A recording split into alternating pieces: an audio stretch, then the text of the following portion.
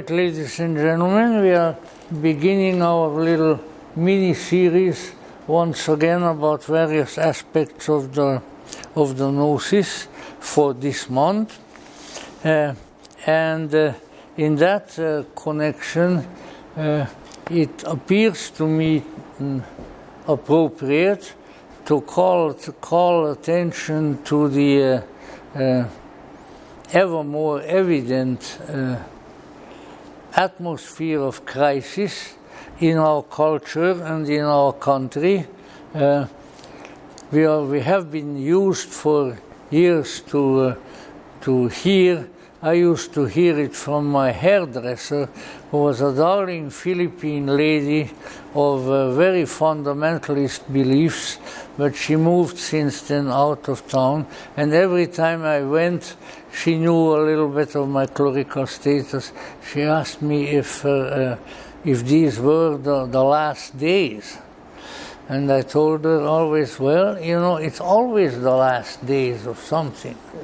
And so I don't think that she was fully satisfied with that reply, but I gave it to her every time.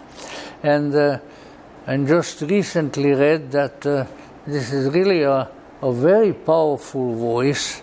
The founder and the head of the Falun Gong religion, which is a major new religion and the major thorn in the side of the communist regime in China, gave a long speech in which he simply indicated that we are at the end of time and the end of the world. And I have an intuition that he was perhaps not quite right, but he certainly made it.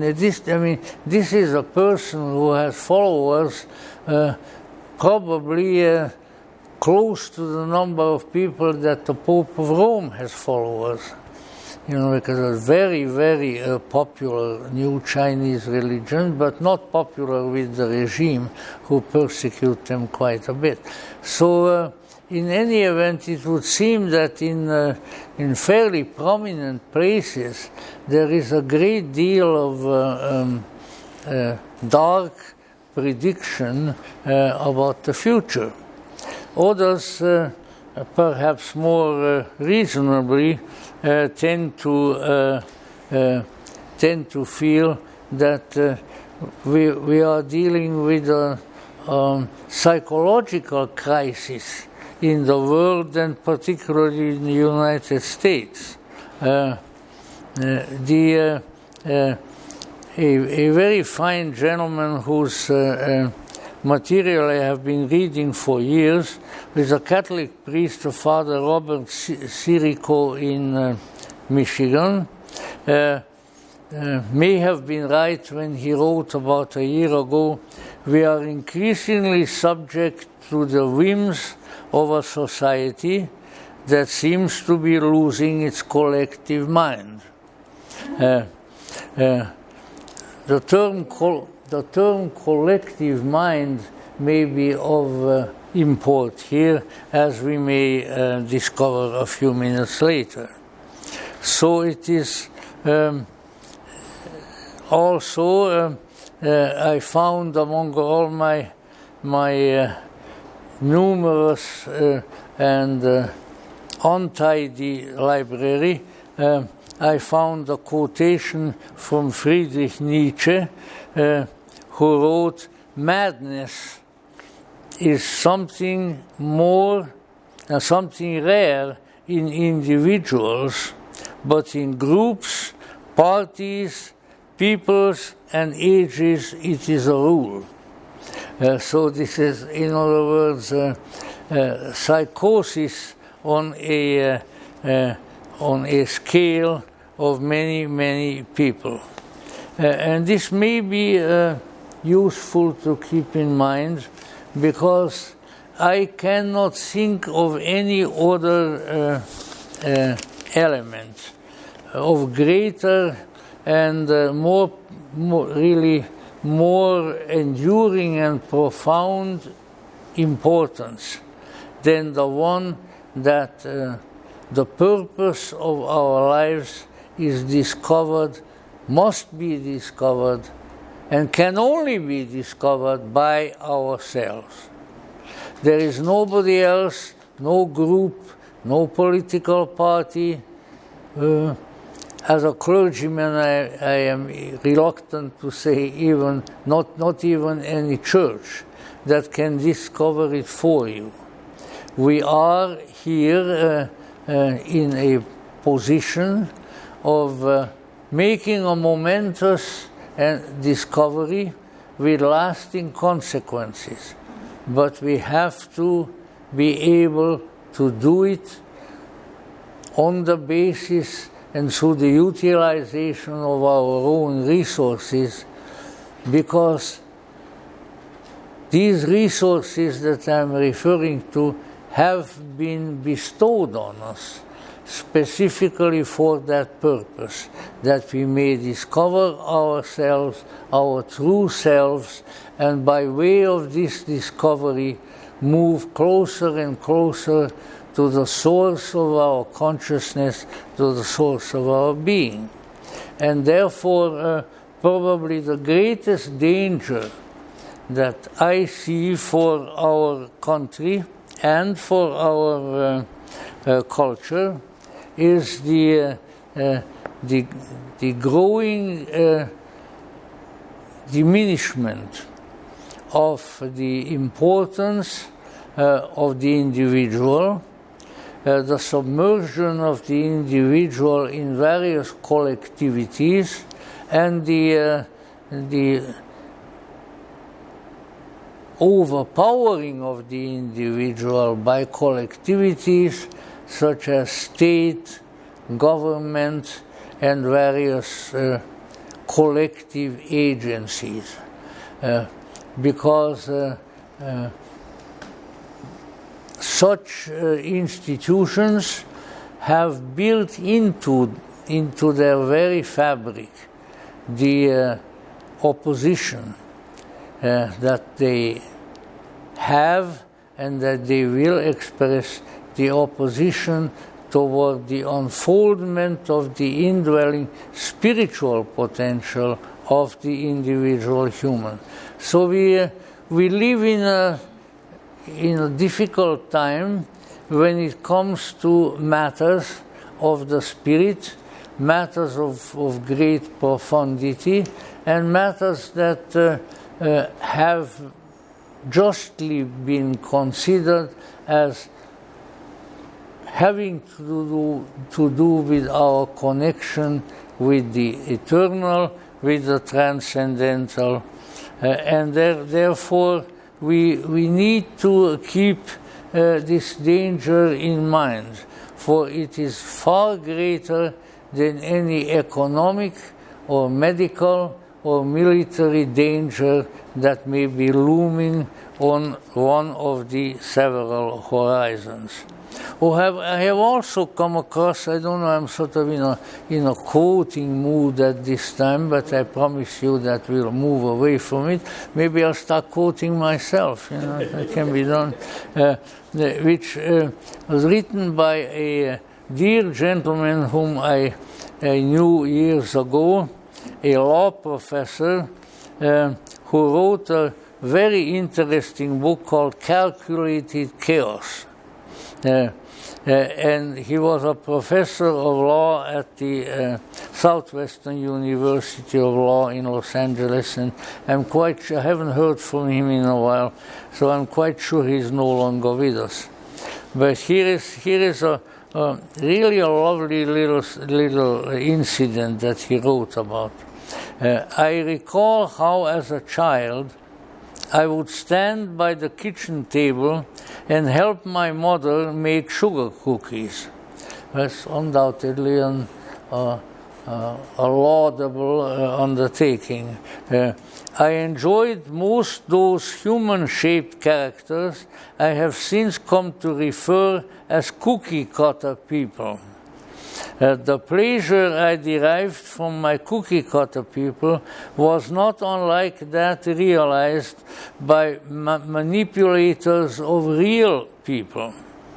I could fashion a limitless supply of ideal people who met my most arbitrary of expectations.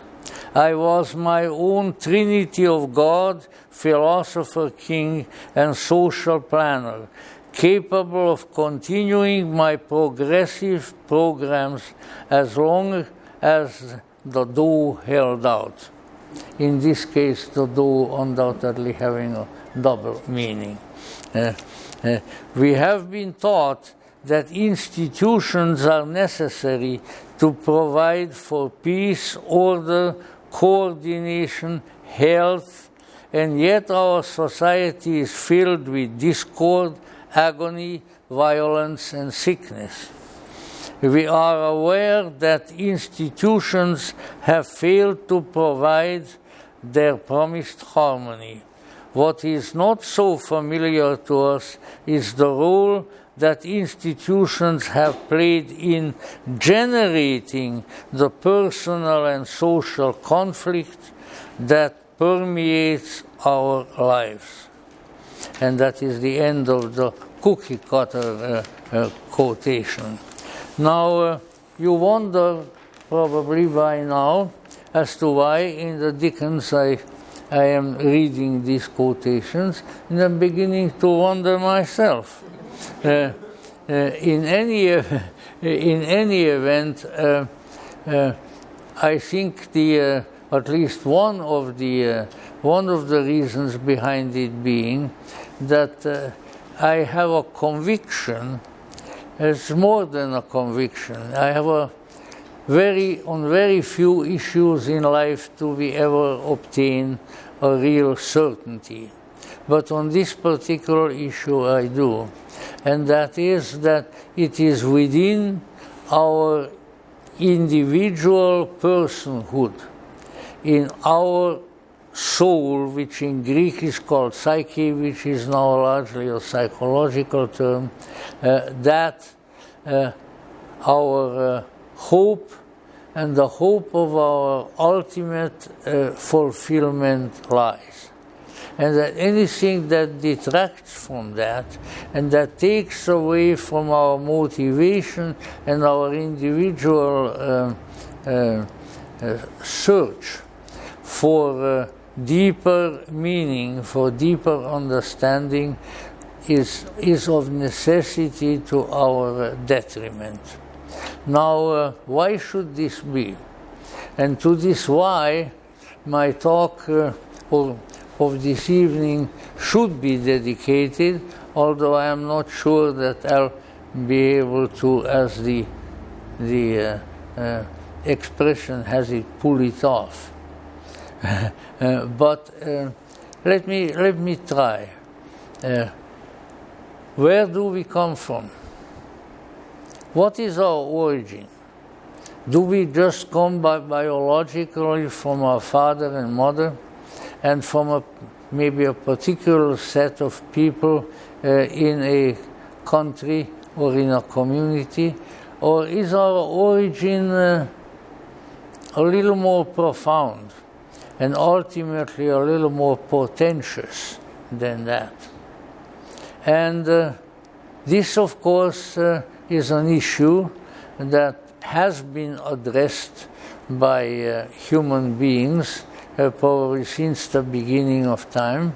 And the way it was addressed and is addressed was primarily through religion. Now that's understandable, and if it were undertaken in an enlightened spirit, then it would even be reasonably helpful. Such, however, is very, very seldom the case. And so we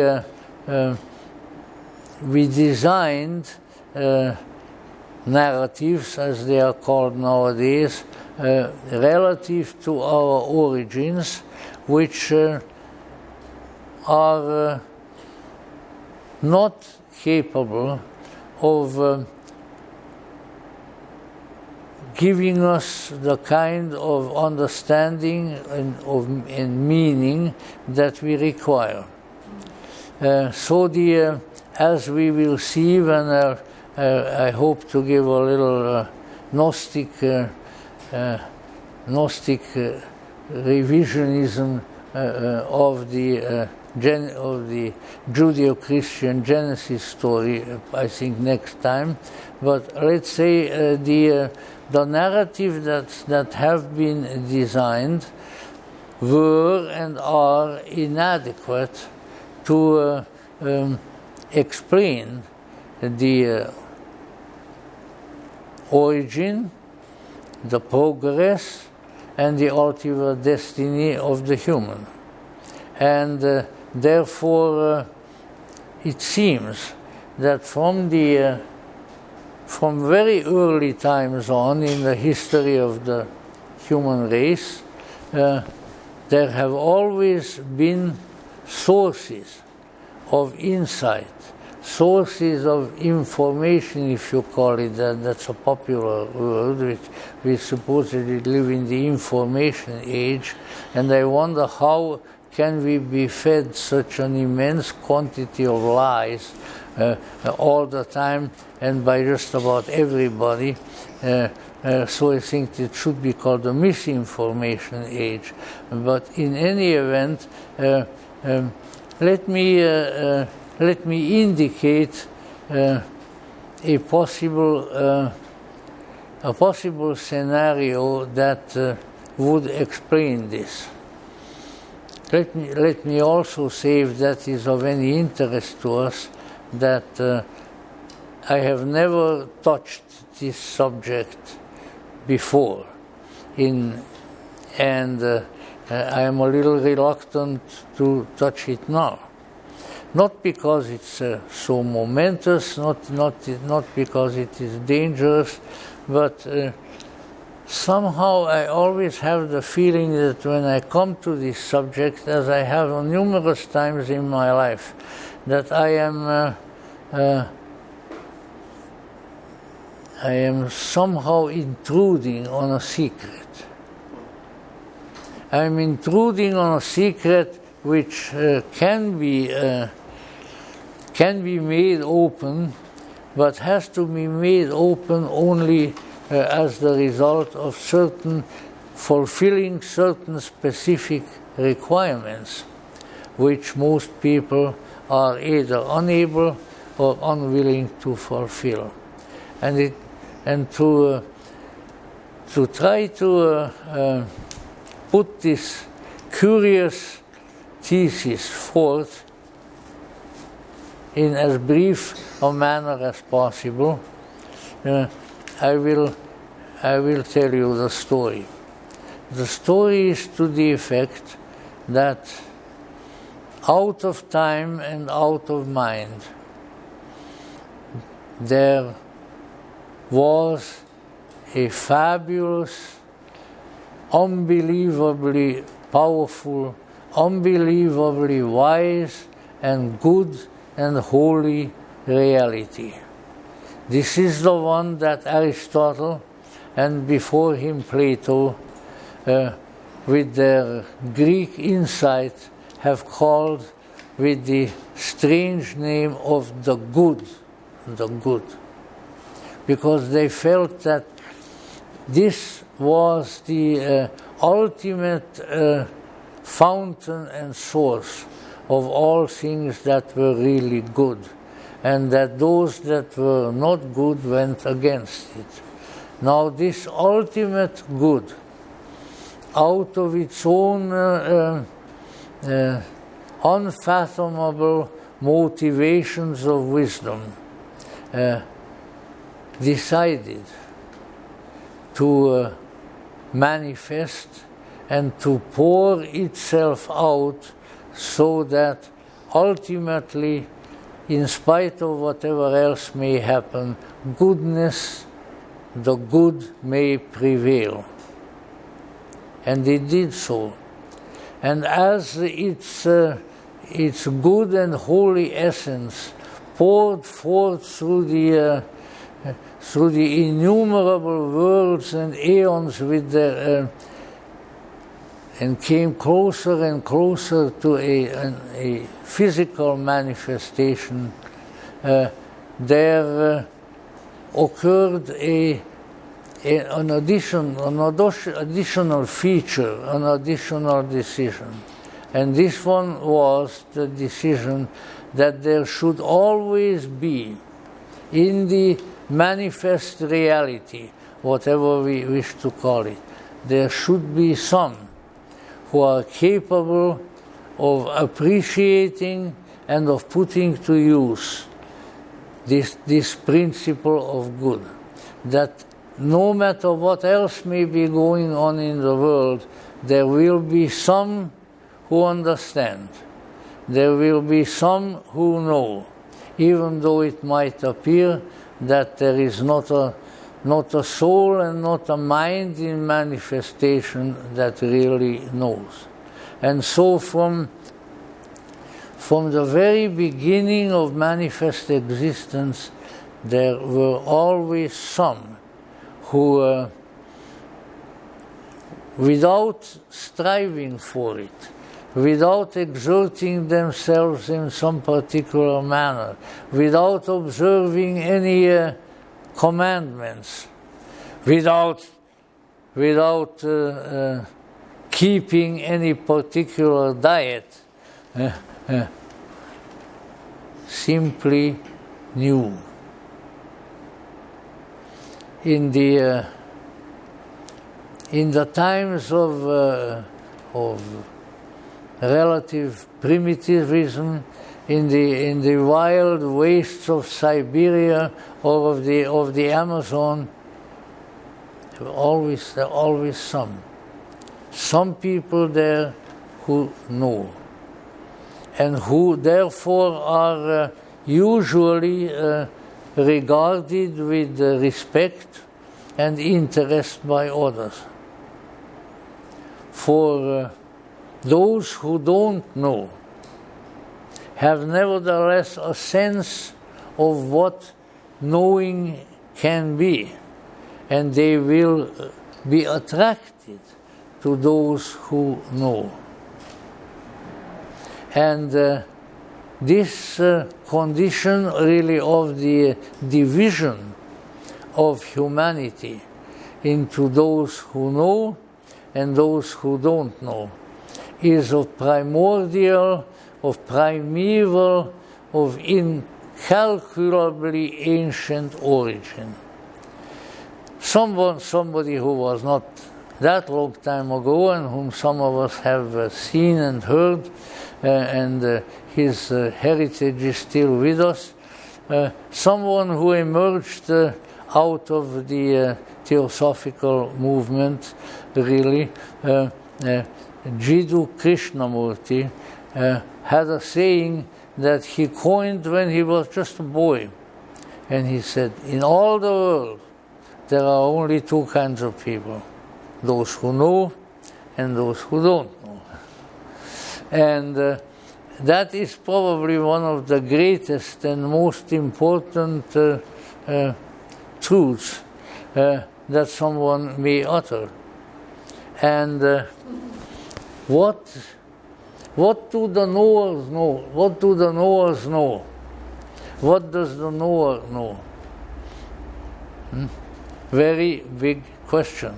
Because for one thing, you would have to know a knower in order to ask him and to get an accurate answer to the question or something of that nature, and that is not easily come by.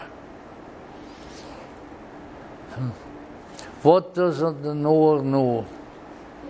The knower knows the good. The knower has a cognitive contact, a cognitive connection with something incredible. And this incredible greatness is the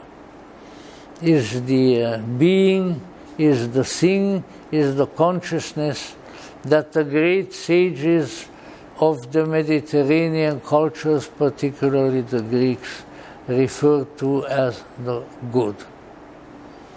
Now, the knowing of the good requires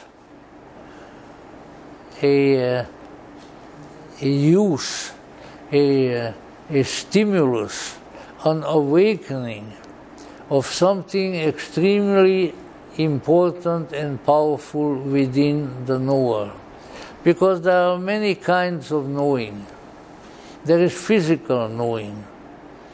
You know, when a little child is exploring the world, it generally sticks its finger into everything. And also maybe takes some physical objects, often not really suited to that purpose, and puts them in his mouth. So that, let's say, there is physical knowing, or a physical attempt at knowing. There is also emotional knowing. And the emotional knowing is initially, I would say, characterized primarily, you see, the physical knowing answers the question, what is here? What is here? The emotional knowing answers the question, am I going to like it? Am I liking it? Is it something that I will like? Or is it something that I won't like and that I want to get away from? Great and important questions. And of course, what we find in our earthly existence is that these answers are not simple, especially even at the physical level, and then even more so at the emotional level, because what looks like something palatable, maybe not in the culinary sense, but sort of palatable in the emotional sense to us, may turn out to be a disappointment. And it indeed very frequently does. So we are both at the physical and at the emotive level, we are not on a very firm ground. Things might be beneficial to us, things might stimulate our emotions in such a way that we will be happy, or they may not. And then, of course, comes yet another and more difficult field of endeavor, and that has to do with thinking. Because we now will try to approach the great, the portentous, the terrible question of what is the good? Where is it? How can we reach it? Where is the greatness that is available, fortunately, in addition to the smallness wherein we live? And that is, again, a very, very difficult task. Because now we reach, more so than in the physical and in the emotional, now we reach a realm of experience which is fraught with a great deal of difficulty.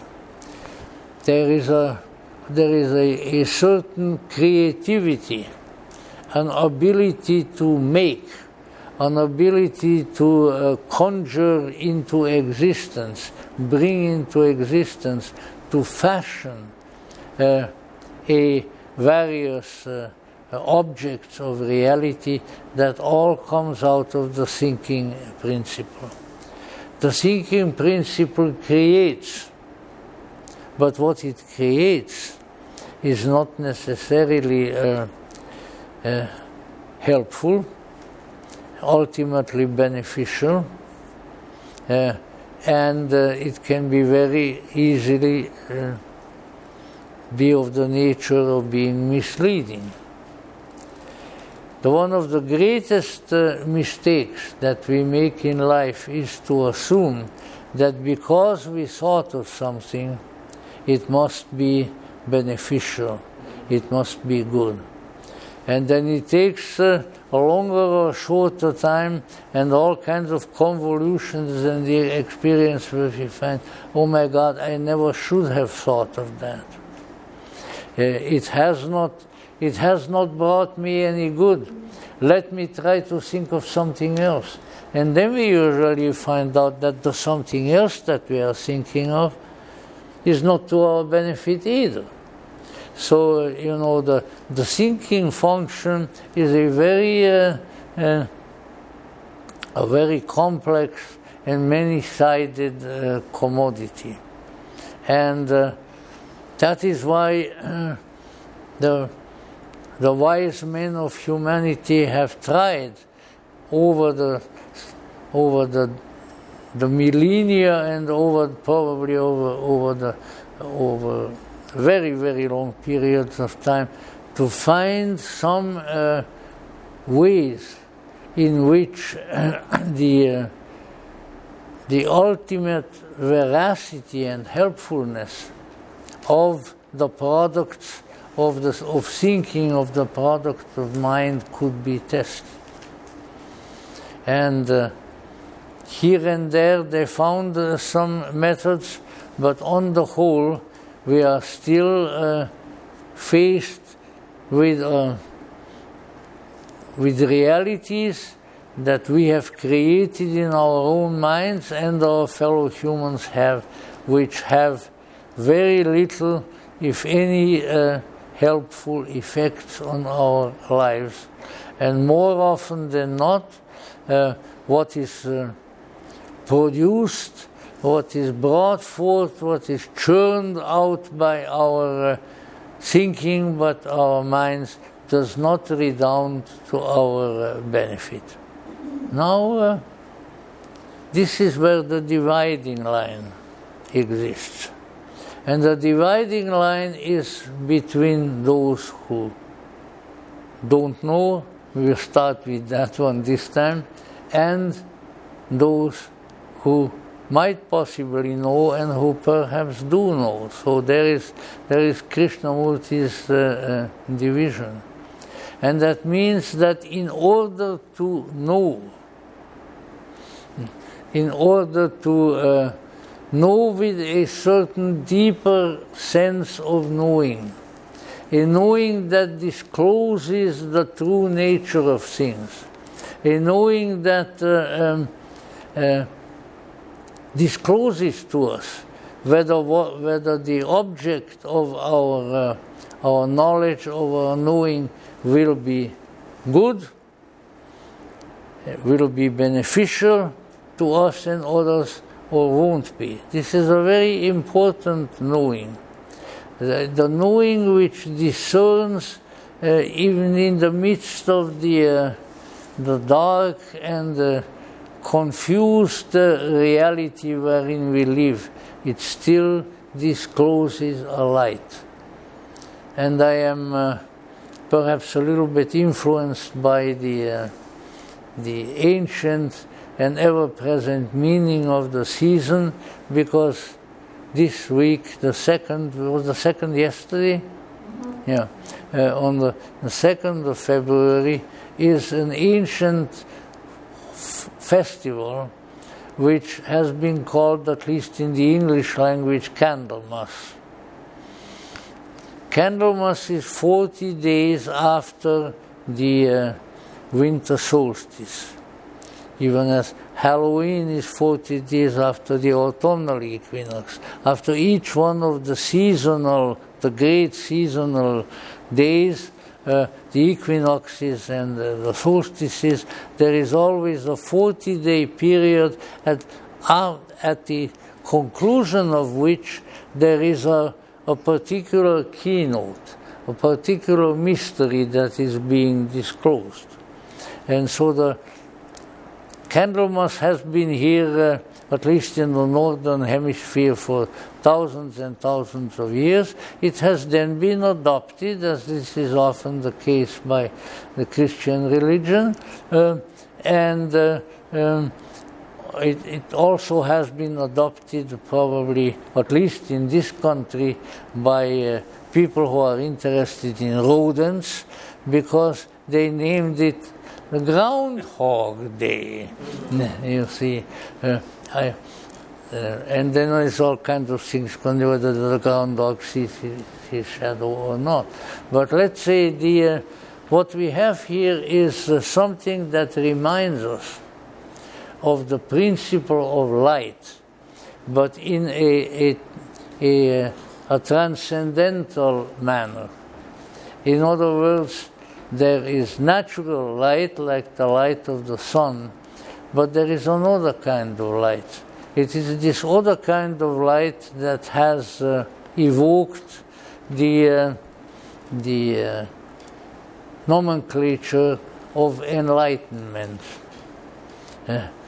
And it is a very important issue, because the closer we move to that transcendental light, the more the likelihood arises that there will be an arising, a growing, a manifesting of that same light within us. And this now brings us back a little bit to our initial consideration, if indeed it was our initial consideration, namely as to where do we come from, where do we originate. And we find that, for instance, in one of the Gnostic scriptures, I'm quite sure it is in Thomas, then the Savior says that you have come from the light, where the light originated in itself. So he's speaking to, let's say, a group of people who are of that knowing variety. So what does light has of course both has a physical and as well as a symbolic meaning. And the symbolic meaning is primarily that by way of the light we discover. By way of light we come to find and to bring forth into consciousness, as we call it now psychologically, various realities of the psyche, realities of the soul that previously were in the dark. They were not available to us. But there is a certain mysterious light which, when contacted and when responded to with this potential light that is within us, that brings not only greater clarity of a physical or an emotional or an intellectual nature, but brings a kindling, a bursting forth of that mysterious light from within us. And this is of very great importance. Only those who have the capacity to touch that light, the light of the 2nd of February, only those have the capacity to become really what has been called enlightened. Now we have to be careful, because enlightenment is a great and powerful notion, and an unbelievable experience in those instances where it occurs. But we have to be careful that we do not mistake, let us say, lesser experiences of our minds and of our soul for that light, and that's easy to do. And some of these difficulties have to do with the notion that we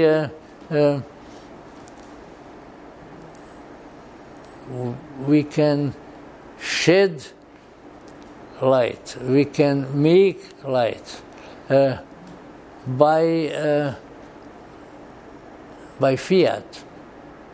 And moreover, that fiat, which is just Latin for it shall be, fiat, fiat lux, or incidentally, that is, let there be light, of Genesis. But this fiat in this case has to do with great ways in which we misunderstand the process. And we have to be very careful, because ever since the world began, people also wanted to do something else that I haven't mentioned yet, and that is they wanted to believe. And there's nothing wrong with believing, especially if you believe something that is true, which is often not the case, shall we say. But the belief firmly held and nourished by way of various activities of the psyche, such belief has great power and a great convincing force. Yet the problem with it is that belief does not produce the kind of light that I'm talking about. Why? Because belief is not experience. What we need is the experience of the light that enlightens, not belief in the light, or not belief in various mythic and poetic, mythopoetic accoutrements that we build around the possibility of such transcendental experience. The greatest trouble, the greatest difficulty with the spiritual religious traditions of all kinds has been that in them the experience of the light, the experience of enlightenment has been to a greater or lesser extent turned into belief. And one of the chief difficulties with belief is that how can one can really only say this sort of in a circumlocucious fashion, that belief becomes a substitute for experience. Now we have within us a deep-seated and very real desire to experience something. And in fact, our experience is that we enjoy. I don't care whether it is a good dish of goulash, to which the Hungarian's mind turns, or maybe washed down with a little bit of little good Hungarian wine, but it's anything, all of these are based on a belief which had some tangential contact with experience. Somebody told you, you know, that Hungarian dish is really good, and then you believed it, and it became a belief. Now the question is, have you been able to verify that belief with your own palate or not? And that, of course, is a very great issue, very great question that must have an answer.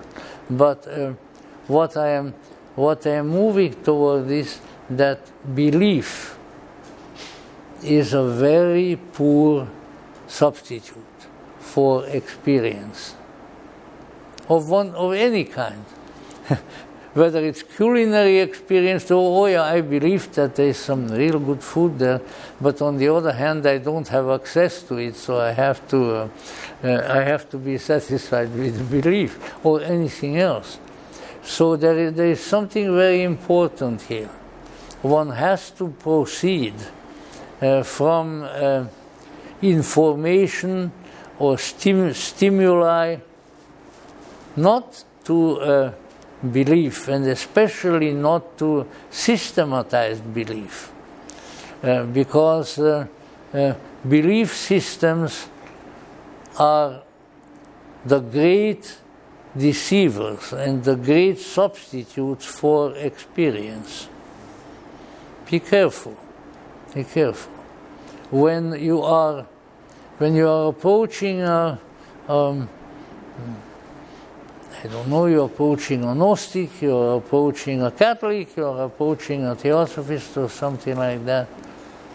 And just as soon as they start telling you, you have to believe this, or that only by your belief in this, that, or the other thing will you advance, will you be saved, will you be enlightened, then be very, very careful.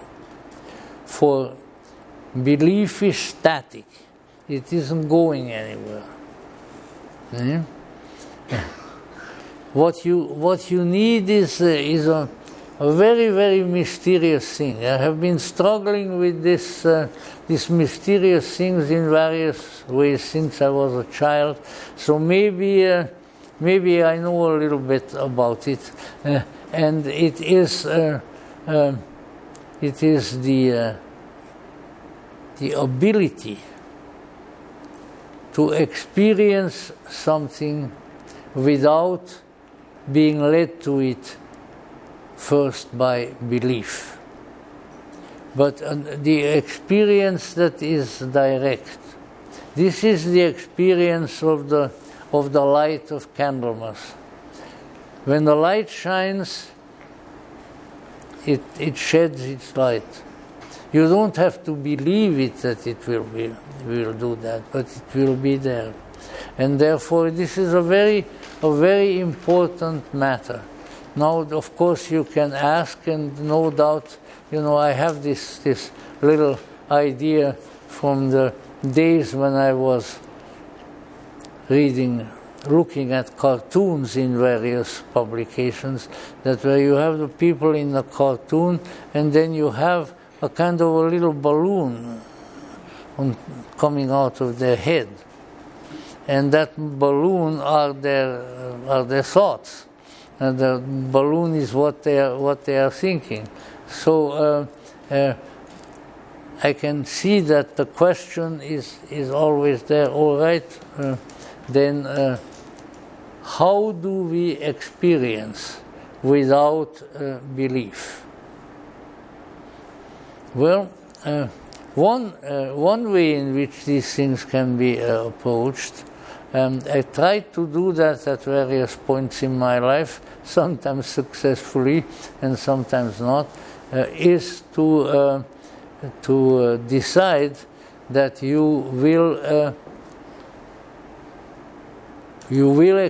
will experience, and when I have experienced, then I will believe, but not before.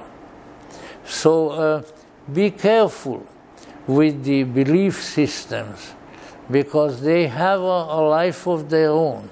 They are like a robot, a gigantic mechanical creature or something of that sort that is very impressive, but that doesn't really have any light within it. So now what we need to do is, when we come past the barrier of thinking, is you decide, I'm not going to think about this. I am going to feel about it. I am going to desire about it. And I am going to so exert myself that I make a closer contact with it. And that can be done. And when you do that, then all of a sudden you find that there are insights, there are influences, there are strengthening forces that come to you, which allow you step by step, certainly not all at once, to know. And in due course of time, maybe only in the smaller matters to begin with, but when you, with the full force of your soul, the full strength of your conscience, can say about something that I know this. I don't believe it. I don't merely emote about it, but I know. Then you have moved over the bridge. The bridge that's sometimes been called the Rainbow Bridge. Then people have made the bridge of death out of it, but they call that the Rainbow Bridge. But this is, let's say, the bridge that leads from this world to that. In fact, there was a book written, I think by Mrs. Phoebe Bendit, the noted theosophical seer in England and the wife of a good friend of mine, of Dr. Lawrence Bendit. I think she wrote a book called This World and That. So when you come to the that, but let us say the desire, more than desire, the determination to proceed into the reality that you are dealing with as much of your power, as much as your might as possible. And if you proceed into it deep enough, then you will begin to know, and you no longer have to believe. So this is a very, very important matter, and very important issue to keep in mind. Also, you have to keep in mind that the matter of coming to the spiritual light, to coming to the light of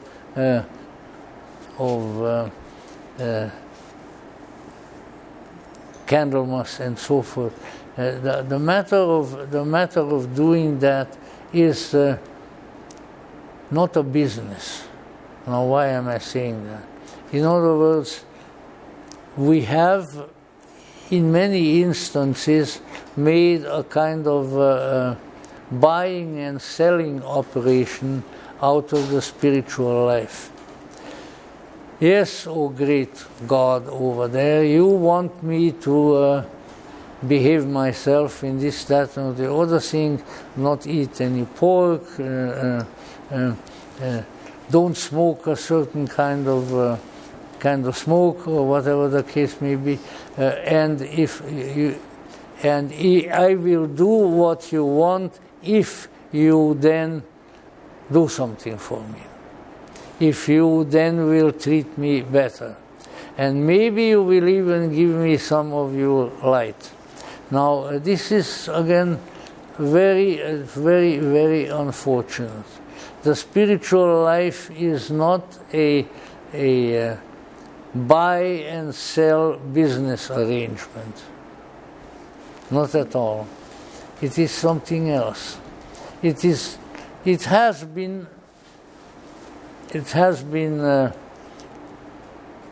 depicted by various metaphors and so forth, and actually some of these metaphors are quite apt. And one of them is, for instance, the process of moving into that light of the enlightenment as being very much like a love affair, a love, an attraction, something that with its feelings takes over the personality of the individual. That comes much closer to it, to what is really to take place. Because if we exclude the element of feeling, the element of attraction, the element of love from the process, then we have excluded something very important. This circumstance, which we really should keep in our minds, is responsible for the fact that so much of what still passes for the esoteric tradition, and that has been formulated on the basis of various circumstances and experiences and so forth, primarily in the 19th or in the early 20th century, is virtually useless. Why is that so? Because we thought that by belief and by thinking, by all the adages, the rigid adages of the mind that we can incorporate, we are going to come to the level of enlightenment. We don't. Carl Gustav Jung, who was certainly a great prophet of spirituality of a certain kind, said at one time that the 19th century were the true Dark Ages. The Dark Ages were not in the Middle Ages, they were in the 19th century. And of course what he meant was that the excessive attachment to the intellect, to logic, to the operations of the mind, that was so much the intellectual tone in the 19th century, has been very deleterious to the human race. And when that is transposed to spiritual things, then it can do a great deal of damage. So we need to get away from the belief, from the dogma, from the commandment, and we need to come to a feeling-toned experience. If we see the search for the greater spiritual realities is a much more feeling-toned affair than an affair of thought and of belief. If you don't have the feeling for this field, if you don't have the desire for that light that I've been speaking about, it has to be a desire, then you will never reach it. It is the element of feeling, the element of desire for that ineffable greatness that is there behind the curtain that will bring us close to it. Not trying to figure it out, and yet that's what we always do. That is why people are interested in symbols, but at the same time they often fail to realize that a symbol is not a one-to-one meaning of something. A symbol is a mystery. A symbol is is the door that opens to the mystery, and what brings us to that door, and what brings us past that door. It is the desire for something great, the desire for something enlightening, the desire for something that within a secret chamber of our soul we already know exists, but we want to now come to it, we want it to become part of us, and we want us to become part of it. So, no belief system, no commandments, but desire for something great, for something wonderful, for something sweet and loving that in the back of our consciousness we know is present and is there. And this is extremely important, because without it the success of our operation will not be there. Now, yes, one can try to approach and to explicate these things in more concrete terms, but it doesn't really do a great deal of good. One of these being that we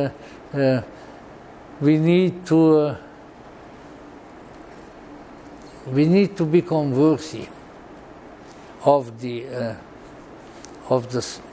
the spirit. We need to get worthy of that light. And yet we have the great teachers of humanity like Buddha, like Jesus Christ, very clearly stating that by who we are already worthy. Because we are the children of the living Father, we are the descendants of the Supreme, and therefore we don't have to become worthy.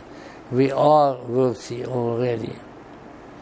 And so here we are in the midst of a very turbulent, very crazy, increasingly unreal world, and within that we are seeking a light, and this light in turn would lead us to a situation, a process which has always been there, but which is again very greatly neglected, and that is that we need to undergo a transformation. Now, I know that it's a big word and has been used in all kinds of ways, but let us say, when I started out with more or less with the proposition that we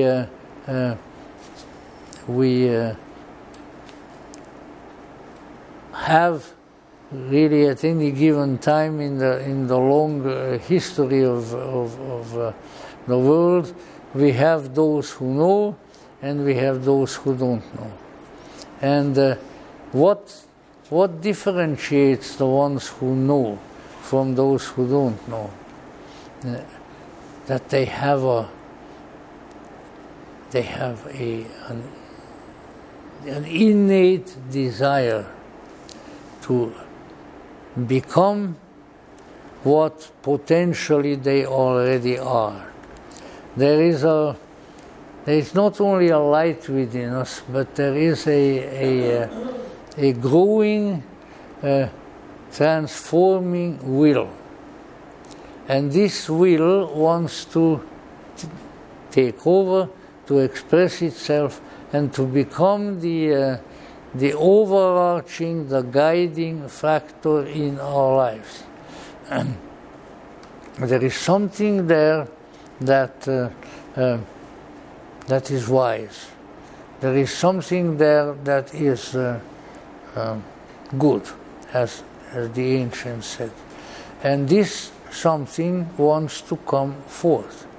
But in order to come forth and to become the guiding factor, the ruling principle of our lives, in order for that to happen, we have to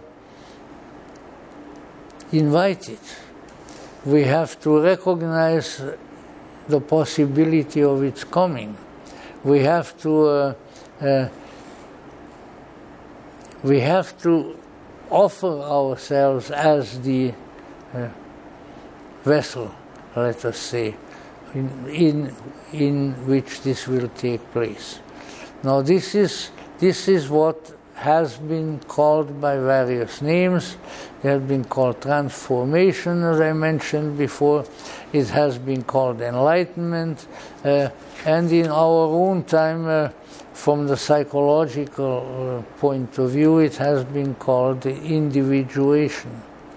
Because one of the chief obstacles, and this I think is very important, it's not recognized often enough. One of the chief obstacles is that we are divided. We are not one. We are not what in Latin is called an individuum, an indivisible unity. So these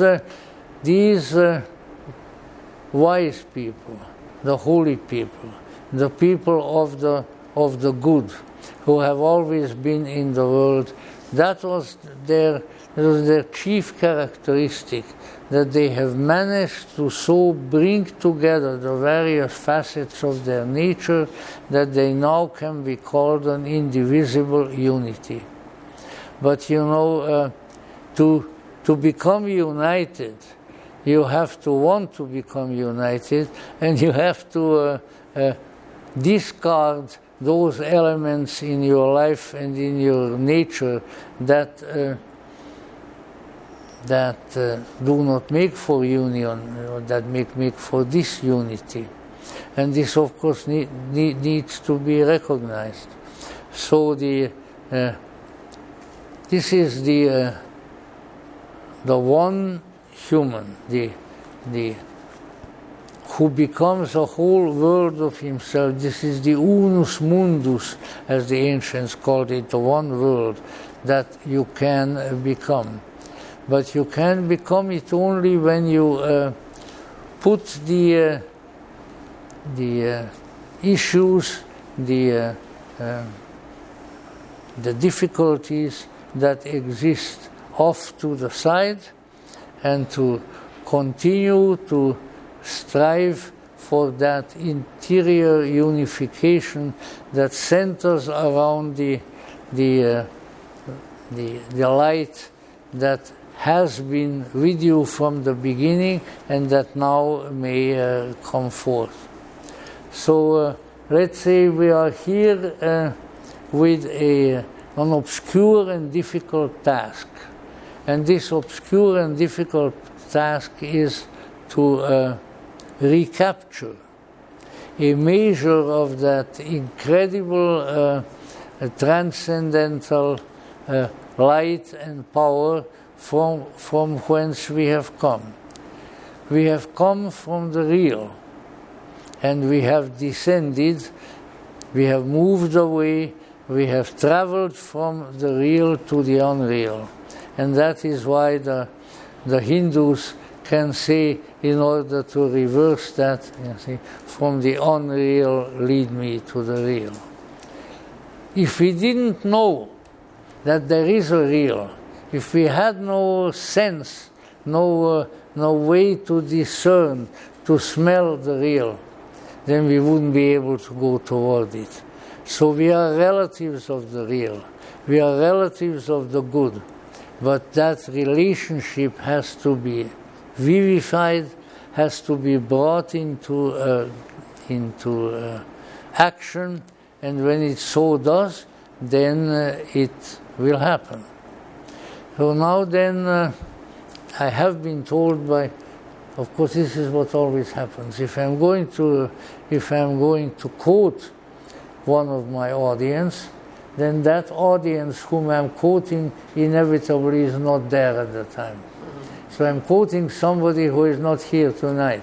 But in any event, what he said was that my lectures are a little bit too long, and that I should concentrate them a little bit more, and perhaps that is true. So let me say then, I certainly am not going to conclude without something that I have here for you. Let's see, where are we? Too many papers. Yeah.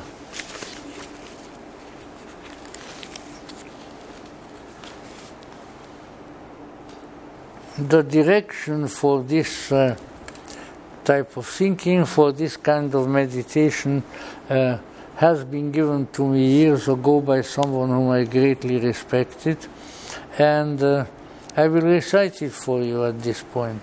And I will stop at each one of the sentences and try to give it some more profound connection. I am not this body of earth, which I inhabit now and which will return to its own element, dust to dust, ashes to ashes. This is what I am not. I am not my feelings, which surge through body and mind like unsteady will-o'-the-wisps of light. I am not my thoughts, which pretend to permanence and steadiness, and yet pass and change and vanish in the night of time. I am none of these, even though they comprise my household now. I am the immortal spirit, the spark from the primordial flame, emanated by the limitless light beyond all manifestation, purer than the driven snow, more radiant than the sun, subtler than the ether. I am that self am I, now and forever and ever. And I don't know whether that is a keynote on which to end or not, but let us say we are in grave need of remembering who we are, remembering that whatever the external garments may be in which we have been clothed, whatever the social conditions may be into which we were born, any of these things, we are something else. We are someone else. We are that hidden light that mysteriously had come forth from its from the tremendous conflagration, from the ultimate light that started it all. It has come forth, and now it is here with a thin connection with its origins. That is what we are. and to what extent we are able to kindle that light, to make it greater, to bring it into a closer unity and relationship with its source. This is really the purpose of our lives. And how is that done? It is done by dedication and devotion. If every day we are able just to think a little bit and say, all right, I want to dedicate myself to the greatness from which I have come. I am a little light that wants to dedicate itself to the greater light from whence it has come and whither it goes. And the more I concentrate on that, the more I devote and consecrate the various activities, the various deeds of my life to that, the more effectively and the more powerfully this reunion will take place. This is the divine brother whom we have left behind in heaven. And the divine brother wants to unite with us. He keeps telling us, I am you, thou art myself. I have clothed myself in you, but I am able to take the entirety of your being and thereby reunite the two that have been separated. And this is very, very important, and this can be done. You know, all the details, all the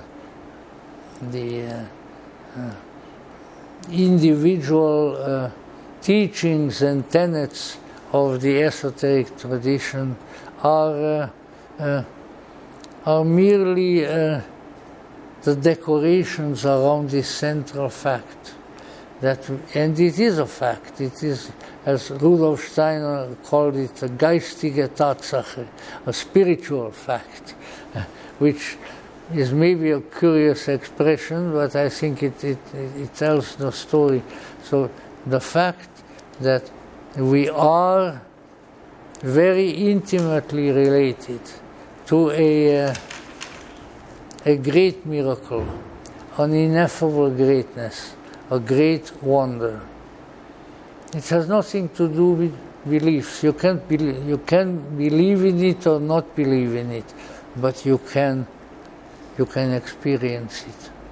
You can reach out to it, it will reach out toward you. This is probably the greatest wonder and the greatest miracle of existence that I have encountered symbolically. That as we reach out toward that ineffable greatness, it reaches out to us. The more effective our reaching, the more effective will be the one who meets us. Always the great picture of Michelangelo on the ceiling of the Sistine Chapel, where the two fingers meet, Adam's and God's.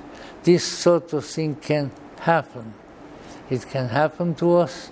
It can happen to us as the result of aspiration, of spiritual desire, and of the good. And once again, don't worry about belief. Don't worry about dogmas of one kind or the other. They come and go, you know, but try to look behind it. Try to feel it. Try to have it touch you. And it doesn't happen right away. But if you keep on doing it, it will. I assure you it will. I am, as the saying goes, I am not whistling Dixie. I know that it can happen now, of course. We are still in a state of separation. We are in a state of a mad world, as I mentioned before. But whether the world is mad or not, whether whether society has forgotten about the realities which at once were at least impartially known or not, we can know, because we are a knower. We can be there because we are an experiencer. We can touch that light because it is akin to the light within us, and it attracts the light from elsewhere, from our origins. So in the beginning was the light. In the beginning was this incredible being, incredible existence that cannot be even verbally approached. Yet that is our beginning, and we have some of that still with us. You know, we have not really completely left it, and it has not completely left us. There is something here. There is something within us. There is something within each and every one of us, and this something is light. Is the light that drives away the darkness, that drives away the craziness, that brings a transcendental order into our lives, into our minds, into the way we conduct our lives. And when that is there, and when that is present, and when we become conscious of that, even to a slight degree, then all is truly well. In the words of Dame Julian of Norwich, and all shall be well, and all manner of things shall be well. And I hesitate to utter a warning, but when that is not there, when we don't address ourselves to that, then ultimately nothing is well. Because that is why the Greeks called this is the good. If you want to be close to the good, if you want to have the good present within you, if you want to see goodness manifest, you have to do this. If you don't, then the good will not be present within you. So let's see if we can keep that in mind, that we are indeed the manifestation of the ineffable greatness which is striving to re-become itself, that we are the children of the good, then we will be able to do that. And there is perhaps no better time to undertake this task than a difficult, confused, and illogical and silly, stupid world like the one within which we live. Because it's not important whether the world is stupid or not. What is important is that we should be wise. It is not important that the world is in darkness. It is important that we should be in light, and we should be the light. Now, this was maybe a somewhat different kind of little discourse today from other times, but it seemed that it was appropriate, not only to the season, but to our greatest needs. For we are in a strange and a difficult period of history, but the presence, which has been with us from the beginning and which is so easily forgotten about and yet so powerful, that presence will see us through. And I don't think that the prophets who are predicting the end of the world are going to be correct.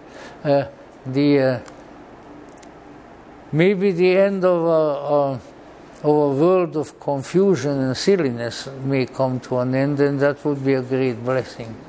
But if we continue to concentrate on that strange mystery that is within us, and ask it to become more active, and ask it to reach out for the greater good, for the true good, then it may happen that perhaps yet within this life and before we put the mortal coil away, we will be numbered truly and really among those who know.